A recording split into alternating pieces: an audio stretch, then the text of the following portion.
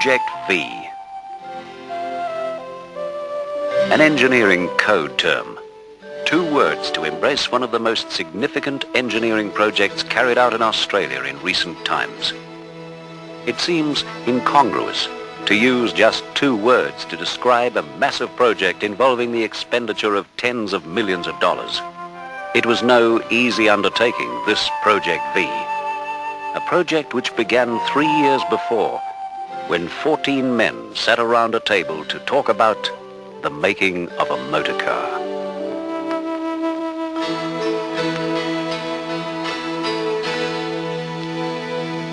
It has to be a timely and contemporary vehicle for the late 70s and early 80s.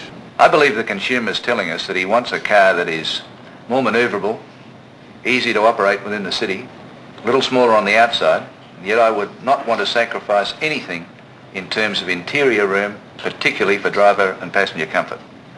I believe that the exterior size is reduced enough so it will achieve the objectives that we're after. It just seems to me like that's about the size of car that we'd be looking at. Well, I certainly agree that the V-car looks like a very attractive contemporary candidate for us here in Australia. It has to have a very Australian character, has to be proved for the Australian road system and developed and given an Australian theme or something that's very characteristic of the car. Leo, I think you've done a great job. I think it'll sell beautifully. It should be the final configuration now. We've tuned it and retuned it, and we've got everything just exactly the way we want it. I believe that the Australian public is going to just eat it up enormously. John, Leo, it's a very contemporary-looking car, very European character to it, and while the selected upper parts of the market go for this, is the broad base of the Australian consuming public going to accept this car? It'll be look right, and I'm sure we'll be able to price it just right. But it's one thing to have a shape and ideas, another to have metal and hardware. Much work lies ahead. Looks as though it's going to be all right on this panel then. Then we've got to follow on with the body side assemblies. Will they be okay as well? They should be right. I'll get Rick, when he's just finished this part here at the back, that he'll be able to start probably Monday. We're starting to receive a lot of the drawings now from the drawing office, and our objective... The engineers begin their work. We'll soon be starting to build our prototype vehicle. We need to make certain that we go through... Their brief is simple. It is their job to give this new Australian car the highest possible mechanical standards. I want this vehicle to be the most tested vehicle that's ever hit Australia.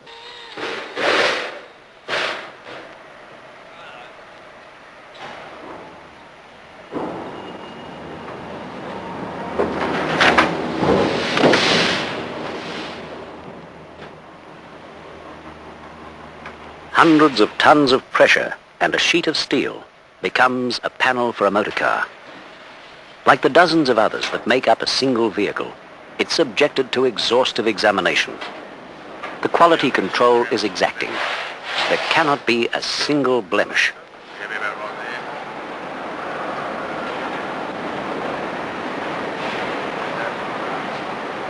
It's not too bad first off.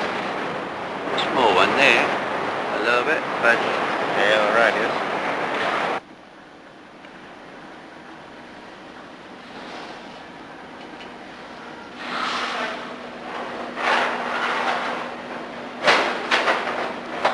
The first prototype of the new car starts out as little more than a collection of panels from the presses in the experimental shop. Slowly, methodically, a small team of highly skilled technicians works at the assembly. Although they have recourse to advanced machinery, the operation still exudes a hand-built air. There is no great assembly hall, no milling mass of workers. Just a small team of men making a car and learning the lessons which will later be applied to mass production.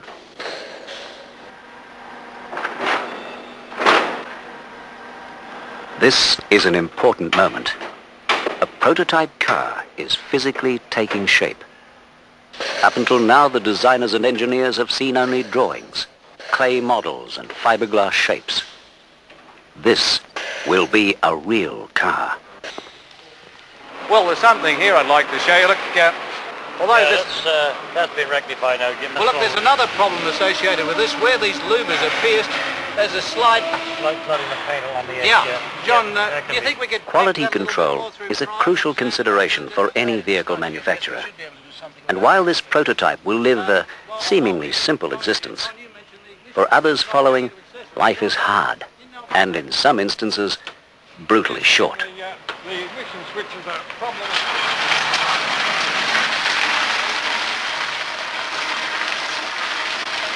Of all the tests paving the way to full production, this is the most spectacular and most expensive.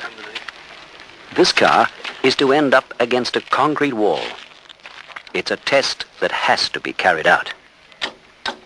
The engineers need to know that the car meets their own standards and those of government agencies.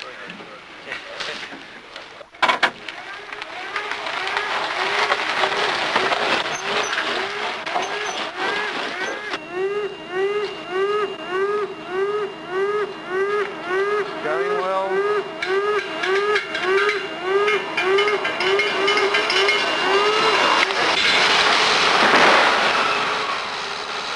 About 400 frames per second, which is 1/16th actual speed. Body lines retained there. The analysis is cold and calculating. It's perhaps a little bit... The destruction generates little compassion among the engineers. They're solely interested in the car's ability to withstand the force of collision, a crucial safety consideration. Most of that buckling in the roof appears to be